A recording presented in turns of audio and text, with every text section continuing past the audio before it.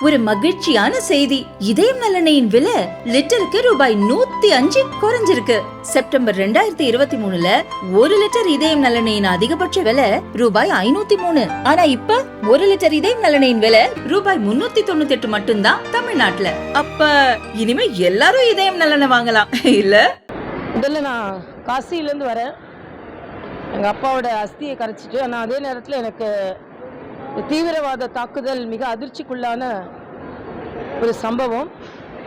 நாடே ஒன்றிணைந்து இந்த தீவிரவாதத்தை எதிர்க்க வேண்டும் என்ற நமது பாரத பிரதமர் அவர்களின் கரங்களை வலுப்படுத்துவதற்கு அத்தனை கட்சிகளும் உடனிருப்பது ஆறுதல் அளிக்கிறது. ஆனால் தமிழகத்திலும் சில பேர் இதிலும் சில மாற்று கருத்துக்களை சொல்வது மிகுந்த வருத்தம் அளிக்கிறது.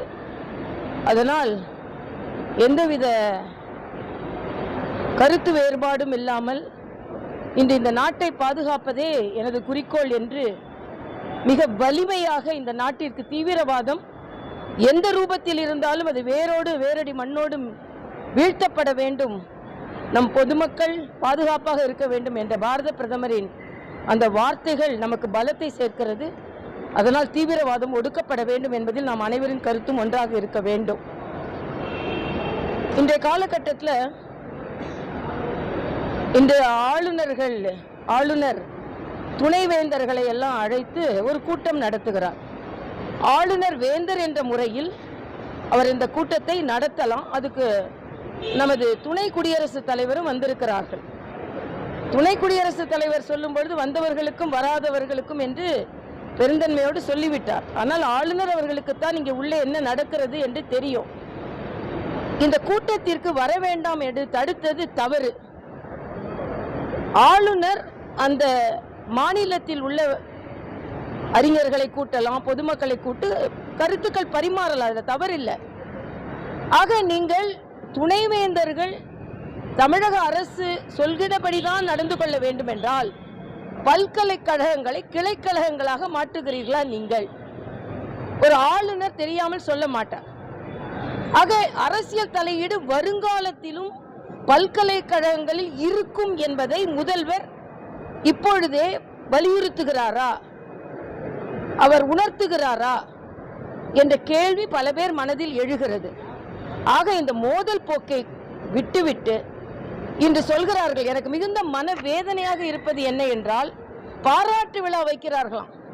இந்த நாடு இன்று சங்கடத்தில் இருக்கும் பொழுது உயர்நீதிமன்றத்தில் வெற்றி பெற்றதற்காக உயர்கல்வித்துறை பாராட்டு விழா வைக்கிறார். அப்போ உயர்நீதிமன்றத்தில் உள்ள கருத்துக்கு நீங்கள் பாராட்டு விழா வைத்தீர்கள் என்றால் அதே உயர்நீதிமன்றம் வழக்காடு மன்றங்கள் உங்களது அமைச்சர்கள் அத்தனை பேரின் மீதும் குற்றம் சாட்டி இருக்கிறது. அது அண்ணன் துரைமுருகனாக இருக்கட்டும், நேரு அவர்களாக இருக்கட்டும், செந்தில் பாலாஜியாக இருக்கட்டும், ஆக வரிசையாக இன்னும் நான் சொல்ல போனா சொல்லிக்கொண்டே போகலாம்.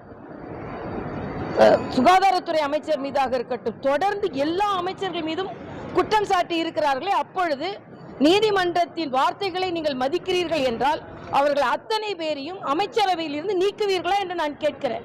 ஆக உயர்நீதிமன்றம் ஒரு கருத்தை சொன்னால் பாராட்டு விழா வைக்கும் நீங்கள், அதே உயர்நீதிமன்றம் கண்டனத்தை தெரிவித்திருந்ததால் அவர்களை எல்லாம் அமைச்சரவையில் நீக்க முடியுமா என்று கேட்கிறேன். ஆக இது மிக ஒரு தவறான முன்னுதாரணத்தை தமிழக அரசு எடுத்து சென்று கொண்டிருக்கிறது. இது மிக மிக வருத்தத்திற்குரியது என்பதை நான் தெரிவித்துக் கொள்கிறேன்.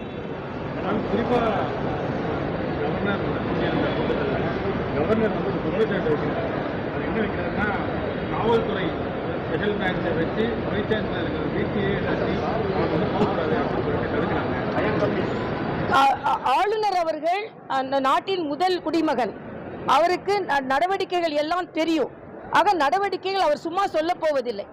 அவர் காவல்துறை அதிகாரிகள், ஐபி எல்லாரோட ரிப்போர்ட்டும் அவருக்கு தெரியும். ஆக அவர் சொன்னால் இதில் உண்மை இருக்கிறதா இல்லையா என்பதை தமிழக அரசு தெளிவுபடுத்த வேண்டும்.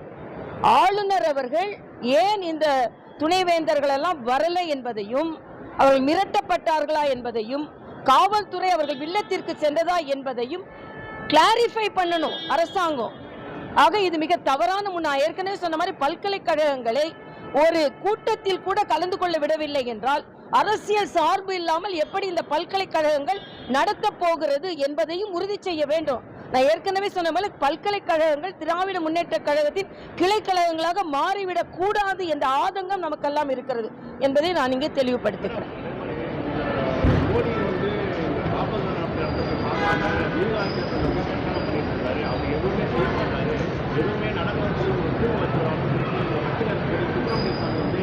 இல்லை, அதுக்கு நான் கருத்து இந்த தீவிரவாத தாக்குதலை பொறுத்த மட்டில் நாடு எல்லோரும் அவரின் கரங்களை வலிப்படுத்த வேண்டும். இதில் மாற்று கருத்துக்களுக்கு நான் பதில் சொல்ல அவசியம் இல்லை என்று நான் நினைக்கிறேன்.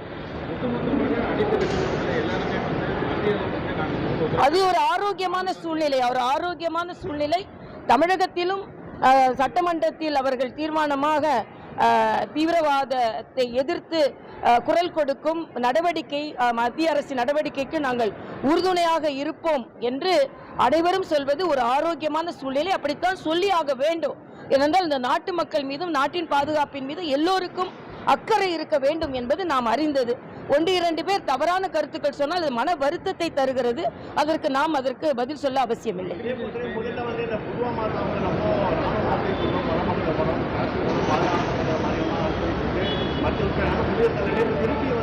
இல்ல, நான் தான் சொல்றேன், இந்த நாடு எல்லோரும் ஒற்றுமையாக இருக்க வேண்டிய சூழ்நிலை. இது மாதிரி இடை கருத்துக்கள் தவறான முன்னுதாரணத்தை எடுத்து சென்றுவிடும். அதனால் அதை நான் வலியுறுத்த போவதில்லை. அதனால் அதை பற்றி நான் பேசுவது கூட தவறு என்று நான் நினைக்கிறேன். இல்ல, அதெல்லாம் இப்ப நான் அதுக்கு பதில் சொல்ல முடியாது. தீவிரவாதத்தை எதிர்த்து நாம் எல்லாம் குரல் கொடுப்பதில் நாம் ஒற்றுமையாக இயங்க வேண்டும் என்பதுதான் எனது கருத்து. இல்ல, அது அரசாங்கம் அதற்கான முழு நடவடிக்கையும் இரவு பகலாக எடுத்து வருகிறார்கள். நாமெல்லாம் மிகச் சிறியவர்கள் அதற்கு கருத்து சொல்வதற்கு. நாம் இந்த நாடு பாதுகாப்பாக இருக்க வேண்டும், அதற்கு நாம் உறுதுணையாக இருக்க வேண்டும் என்று இந்தியாவில் உள்ள ஒவ்வொருவரும் நினைக்க வேண்டும் என்பது எனது தாழ்மையான கருத்து.